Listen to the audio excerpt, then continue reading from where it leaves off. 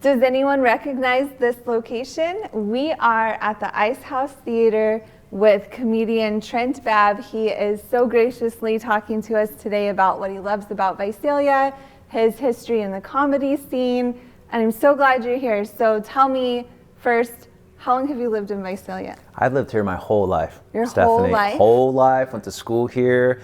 I moved away and it sucked me right back in because I wanted to start a family 4 years ago with my wife. But I love Visalia. The people are great, and it's such a welcoming environment for the arts, and it's perfect for comedy because I can travel up to Fresno, I can go to Bakersfield, go to LA, and it's honestly not that bad of a drive. It's like centrally located. It's like Central Valley, yes. Yeah, right? We put the Central and Central Valley. So I saw you were headlining, was it last night?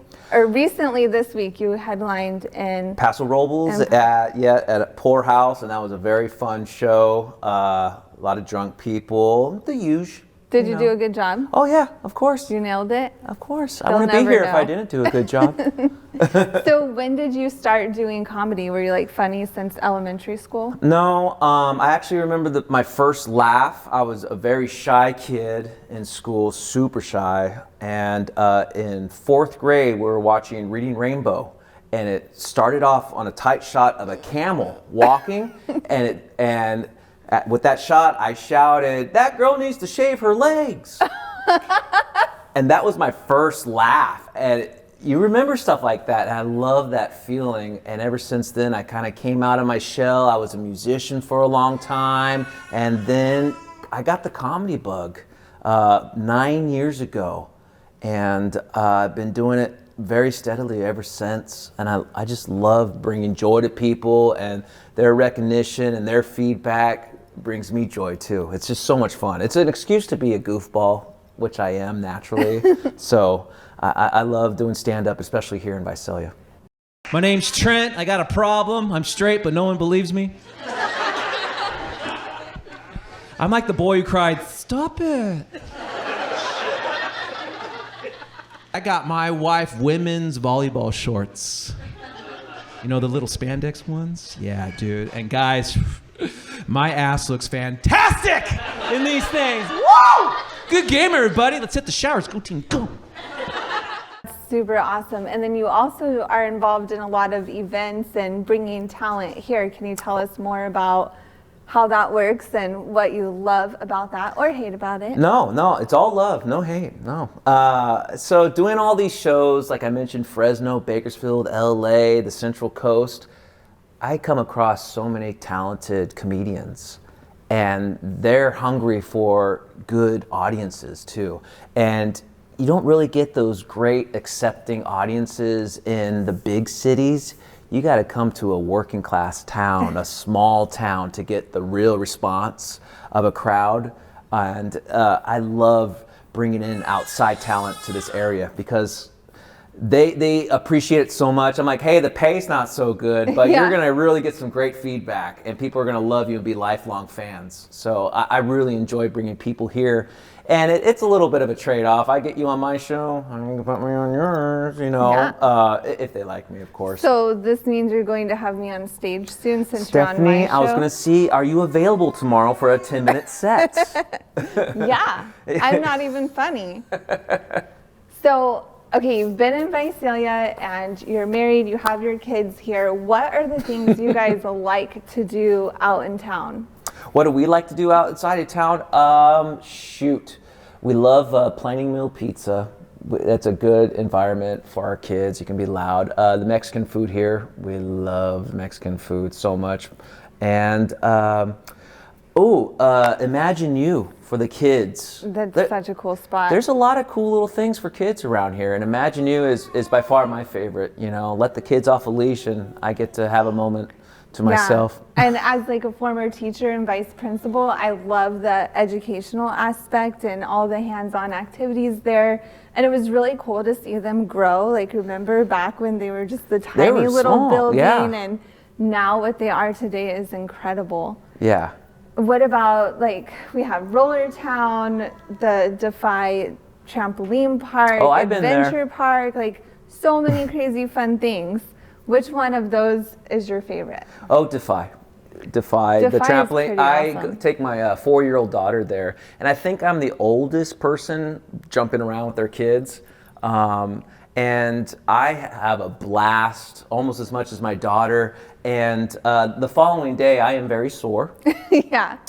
It's a good workout, hurts my back, but it's so much fun there. I wish love they would Defy. have like an adults only night, because I want to go on like the wrecking ball things and fall into the pit, but I can't do that when there's kids around. Well, if you put on a flyer, trampolines, adults only, they might get the wrong idea. That's true. You might draw the wrong type of crowd. That's true. Okay, never mind. Scratch that idea. Cut that from the tape. Keep it. It's real.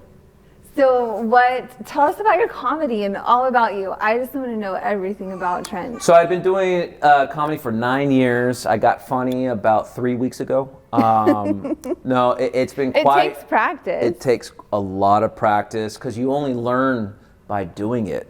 Right. You can be a good student and kind of learn the format and stuff, but that has nothing to do with your personality and how the crowd perceives you. And it's the only art form where you have to practice in front of people. And so it's been a long road for me. You know, it took me a long time to learn that puns aren't that funny. And what it's come down to is being personable as possible. And you think it's just your life is so unique, no one's going to relate to it. But actually, when you tell people your life story, it connects with people, either them personally or someone they know. And that took me the longest time to figure out. And I feel like that's really popular these days, because Instagram or anything else, there's filters over everything. Everyone wants to be perfect. In comedy, it is just bare knuckle, you're naked up there. And that's what I love most about it. There's no gimmicks. It's just one guy, one microphone. And so I've traveled around. My wife is a speech pathologist, and she was traveling, and I was with her for 2 years. We were all over California and a little bit of Hawaii. And I was able to interject myself into those comedy scenes, and I got to find out what really works in different crowds and see what to do, and maybe even more importantly, what not to do. Yeah. But I just love it. I love putting on shows and bringing joy to people. It's amazing. I got some exciting news, though. My wife's pregnant again, and we just found out we're having a son. Yeah, it's going to be so nice to finally have a man in the house, is what my wife said. What was your most like successful moment? Like, when do you feel like, oh, I made it? When my wife and I were living in Monterey for a while, I was contacted to do this ladies' fundraiser for chemotherapy. Oh. And we got this amazing venue in Carmel Valley. And, you know, Carmel, nice area. Yeah. And we had this huge benefit show for her, and we ended up raising $7,000 for her. Wow. And that was a proud moment for me. Absolutely. And I organized the whole thing. I didn't headline. All right. Like I said, 3 weeks ago, I got funny. This was 4 years ago. But that was a very proud moment for me, that something that I produced helped someone. That's what it's all about, for sure. That's really cool. Do you have any funny like stories of when something flopped, or have you ever tripped on stage? Have I? Funny you say that. The first night, my then girlfriend, now wife, but then girlfriend and stepdad saw me do comedy. It was at the El Presidente restaurant right across the street from here, and it was comedy night. And there was my family and 3 Raider fans in the crowd, and I get on stage and I trip. I get up, I get the mic out, hit myself in the head. Wow. And it's all by accident, and the speaker goes out, so I end up having to shout my jokes. What's the deal with RVs, right? Like, oh. So that was horrible. I'm surprised she's my wife. You know, I'm surprised she didn't get up and run out of there. But so many crazy things happen. It's ridiculous, but that's part of the fun. You don't know what's going to happen. Yeah. In a world where everything's so planned and filtered and perfected, comedy, it's rock and roll. If you guys couldn't already tell by my sunken eyes, bloated body, and lack of hope, I'm a dad. It's confusing though, because my hair says stepmom. Got juice boxes for everybody in the minivan. Come on, let's go. I had a buddy the other day say, Trent, if your wife committed murder, would you help her cover it up? And I'm like, hell no. I'd be the victim. Well, I love that you say that because I keep saying, like, transparency and authenticity are, like, truly what people are craving right now because, you know, it was fun to see the pretty people and the filters. And then I think, like, society took, like, a huge dip in our mental health as a whole. And then now people hear relatable stories. And it's like, oh, okay, like I'm not alone in this world. Like we all mess up, we all trip on stage, and Yes. we all have like arguments with our spouse or like get frustrated with our kids but love them to death. Like we all have these human experiences, but you don't see that in the highlight reel on Instagram. No, you do not. And all that goodness, you become numb to it. It's just like, okay, whatever. But when you see something real, or you hear something authentic, something close to a person's soul, it's not perfect. It's the rough edges that make it interesting. And that's what comedy's all about. And that's why it's such a booming industry right now. You're starting to see comedy clubs pop up everywhere. There's a comedy club in Bakersfield called The Well. And I love that place. And it's nearby. I go there. And then another one in LA I just went to, Comedy Chateau. That's a new one. There haven't been comedy clubs opening since like the 80s, since the original boom. Wow. And it kind of died off, but now, you know, freedom of speech is kind of up in the air and all that perfect filtering, it's caused people to flock towards comedy clubs again. So there's a calling for it now. That's really cool. It's been so interesting to see like all the things that have changed sociologically, like since COVID and the shutdown and like the division of everyone and everything. And social media and everyone I feel like is super mean online, but in real life, like we all really would get along far more than you would think by like the keyboard warriors online. Like it's terrifying to put yourself out there and be raw and be real. But like crazy story in my life, like why I know authenticity and transparency, and I think normal people are being craved by the masses now is because so Real Estate Rockstars is the biggest podcast for real estate agents. Okay. Like the most downloaded. It's been around for over a decade, and the current host is amazing. He's the host and owner, and he interviewed me in 2021, which like I listened to that podcast every day. And while I was getting licensed, even like before I got my first deal, like I love Real Estate Rockstars. And in my brain, the people on the other side of the speaker are like perfect and everything's polished and they're organized. And then I get on there and like say bad words and say like, I don't have a CRM. I don't know. Like I was teaching and then like I quit my job in the middle of the year and made my husband move in with me. Like he was my then not husband. Okay, made my husband move in with me. I made my then boyfriend, now husband, sell his house like to help me pay bills so I could quit this toxic, awful job. But you know, like just telling that story and about how I love baseball and I rented out the Rawhide Stadium and gave free tickets to whoever wanted them.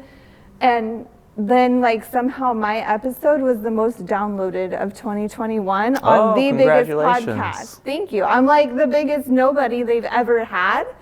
But that I think just goes to show like people want authenticity. And from then it was crazy. I just like opened my big mouth and told the host like, oh, let's celebrate. Let's have like a top 10 people meet up in Austin and have a mastermind. And he's like, yeah, I don't have time to do that kind of stuff. And he's like, you can do it though. So I just planned this whole entire event and we had like 60 agents from all over Canada and the US come to Austin and we mastermind, and it was, nobody was like, oh, I make so much money and I'm so perfect. Like we were messy, we were honest. It was the most magical like 2-day event ever. So I just love how like authenticity is making a comeback. Yeah, well, you said Keyboard warriors. See, it's I hard like to that. say. Keyboard warriors, keyboard warriors, keyboard warriors. I got it now. It's funny because you're able to be mean when there's something in between you. You know, like there's no you can't see me. accountability. There's no accountability. But with comedy, nothing is in the way. It is face value, and that's what I love about it. And that's why I like Visalia Ice House Theater for allowing us to put on shows here. And they do plays here as well. You know, they're big supporters of the arts. And if you're looking for that authentic, real, relatable arts, the Visalia Ice House, I really hope we get the word out about this place. Yeah, definitely. It's so amazing. And the chairs look comfy. And being on this stage looking out, it really does just feel like everything you would love about being an actor or a comedian. Like if you love the stage, this is just such a great place to connect with your audience. When you say the chairs look comfy, I assume the viewers think these chairs. No, it's like, no, they're theater chairs. Like if they're you have theater to chairs. sit and watch a play or a comedy show, like those theater chairs seriously look inviting, I think.